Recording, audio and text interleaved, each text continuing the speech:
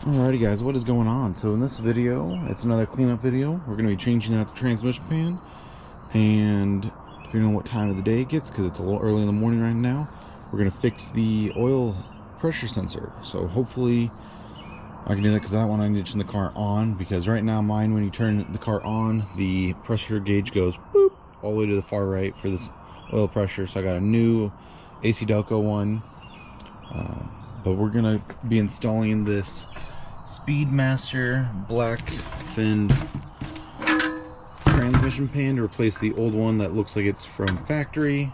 And then we got new ATF. Always go with Valvoline. If Valvoline ever wants to sponsor me, that'd be a dream. I love their products, love their oil. That's what I've put in all my vehicles for the last almost 8 years. But yeah, so we got the Corvette down right now, so we're going to go ahead and uncover it and pop it onto the wood cribs to raise it up.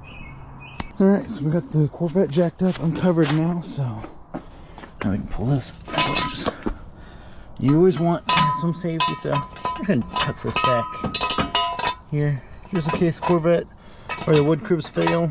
You know, this will catch it a little bit, but got it in the wood cribs, have plenty of space. I have the jack still underneath there, just because if I have it off of it, I'll show you guys. You can see when I lower it,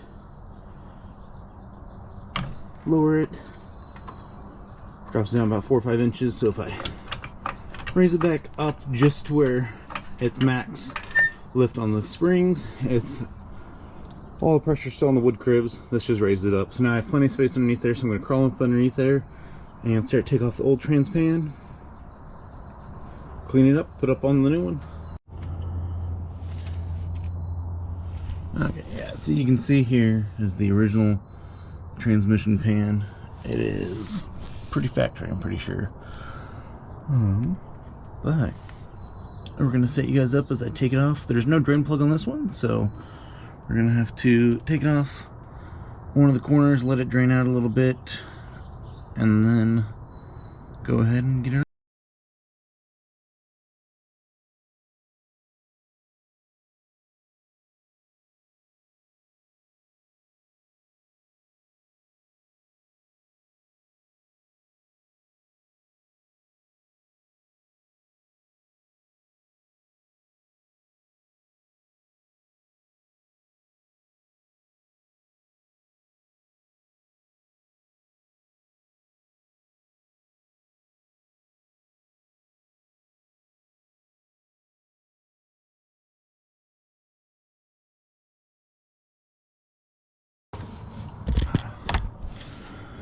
So right now I just got it cracked and leaking because there's no drain plug, so I don't want to make a huge mess. But I mean, the fluid is nice and pinkish red, which is good because I have driven, I've never replaced the fluid. I just topped it off when I first started driving the car after letting it sit for about 1.5 years, and I just topped off the fluid. Previous owner said he replaced it, but I don't know how much I trust with the previous owner. But in the last week, or actually the last 3 weeks, I've driven probably about 200 miles, and the fact that it's still pink and not ruined or burnt or anything, pretty awesome. Alrighty, so we got the trans pan off. Tried so hard not to make a mess, made a massive mess, so I had to clean it all up. I am glad I replaced this one because it is rusting. But I mean, we run our finger through the bottom of this, and it's not too metallic. It's not too bad. A lot of that could just be from the rust. I'm glad we are replacing this, even if this is not the thing causing my leaking problem.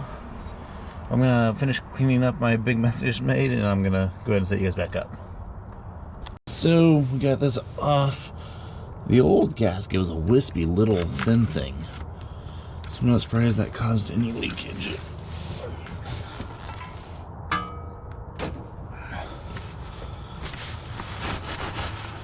We made such a mess. Like, you try so hard not to make a mess, and then you end up making a big old mess.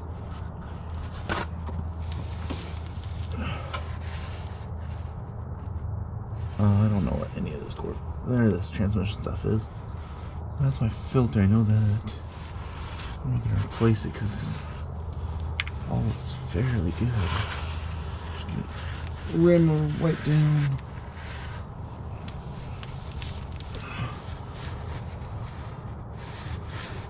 shift linkage over there.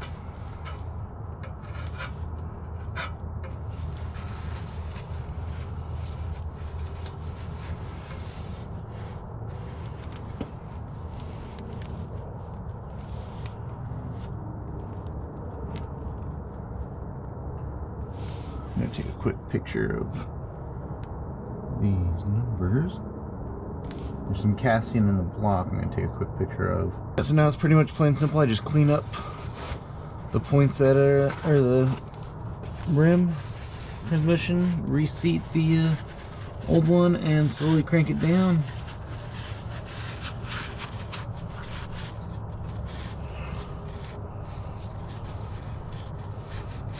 This looks good though. It looks nice and clean. It looks new. Alrighty, so side by side comparison, we have the OEM and the new one, the same shape, and let's count the holes. 1, 2, 13, there's 13 holes, 13 holes. But you can see this one is a fair amount deeper, so that'll be pretty nice. I mean, a fair amount deeper. And this one already had plenty of clearance, so this one will have even more clearance, or not even more, sorry. We'll have less clearance, but it'll mean more oil, which means transmission gets more oil to it. But it also means that this one will be able to cool. There's going to be more oil in circulation, so it'll be able to cool better. So I'm going to go ahead and put this one on. I'm going to go ahead and get this one on. First thing I'm going to do is put some oil on this one, just so that way it can spread out and not get stuck on anything as I try to seat it. Alrighty, so I sped up this bit here. It was just about 15-20 minutes of me struggling because the throttle cable linkage on the driver's side there was blocking me for the first bit, and then as I was walking the bolts around, when I came around that side, because the pan is a bit thicker than the stock pan, it was fighting me, and I was having to move it around and all that, so I cut that bit out of the video and I just sped up the part where it was me walking the bolts. So definitely recommend, if you're doing this, put your car in neutral. Makes it easier to move the plates around, but they do go in there. I did eventually, later that day, go to local hardware store and get a little bit longer bolts just for that side, just to make sure I got enough bite through the transmission. But there you go. Over here, right, this one, let's get my light in here. This bracket and this, well, also, by the way, if you put it in neutral, you can reach it easier, or you can move this around easier. But since my trans pan is a little bit thicker of a rim, these did not need their washers, and these were a little bit harder to get in. But now that we got it in and it is nice and solid, we're going to go, I don't know if you star pattern or if you walk it around. I would assume you star pattern, so it's just a nice even bit, just like you would with heads. So I'm going to do here, here, and just tighten them down until they're hand tight, and then we'll call it good and we'll fill her up. Okay, so we got it on. It is below the the exhaust. So once I get my exhaust fixed, it should be right on level with it, and that'll be my clearance. Gasket looks nice. You can actually see it now. The other one was so thin you couldn't see it. But I went around, walked them all, tightened them. So what I'm going to go ahead and do now is fill it up, and then we're going to see if it starts to leak. I will also going to be replacing the oil pressure sending unit to hopefully get oil pressure readings in my car. So we're going to do that now too. So we got that bad boy there, and now I'm going to run over there and do the oil pressure unit too. Alrighty, so we got you guys back in here. We're going to be replacing my oil pressure sending unit with a nice AC Delco one. The crazy thing is, I didn't realize, is that's my current unit that doesn't work. I'll throw in a clip right now of my car turning on and the oil pressure not being present. And then here is the new one that was the one that's supposed to be there. So we're gonna go ahead and swap them in and then make sure it all works and everything. Okay, so we're gonna go ahead and swap these out. It's pretty easy. You just unplug this and then unscrew this. Let's see how tight I have this. Okay, I'm gonna have to go grab a set of pliers for that because I did crank that down pretty tight. Couldn't remember if I did or not.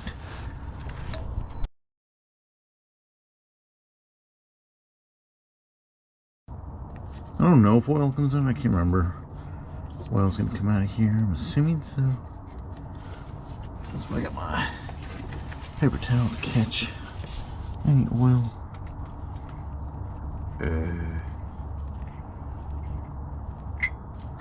Oh, none came out. Don't know if that's good or bad. Probably should check my engine oil. Just joking.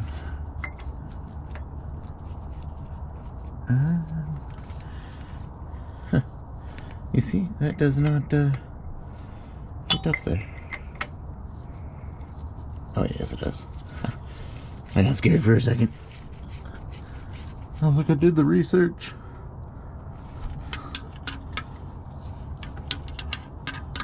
Yeah, that's definitely a different looking sending unit. I don't know how tight this is supposed to go.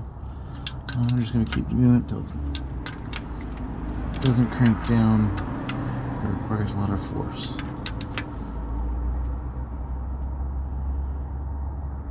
Oh, right there is about good for me. Okay, and then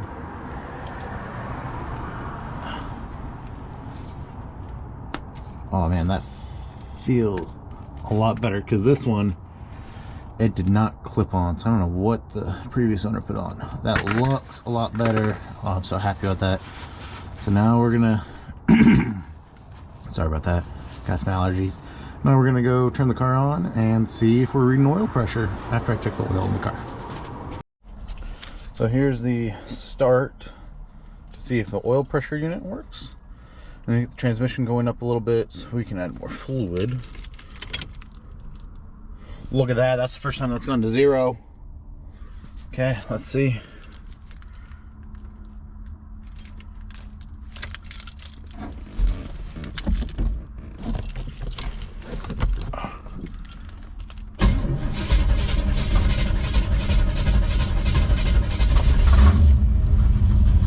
Look at that. I don't know if that's high, but that's oil pressure, baby. Let's go.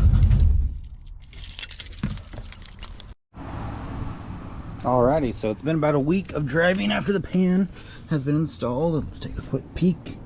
Yep, still looks good. I did have to tighten it down just a smidge around the edges just because I had heated it up, seated and everything a little bit better.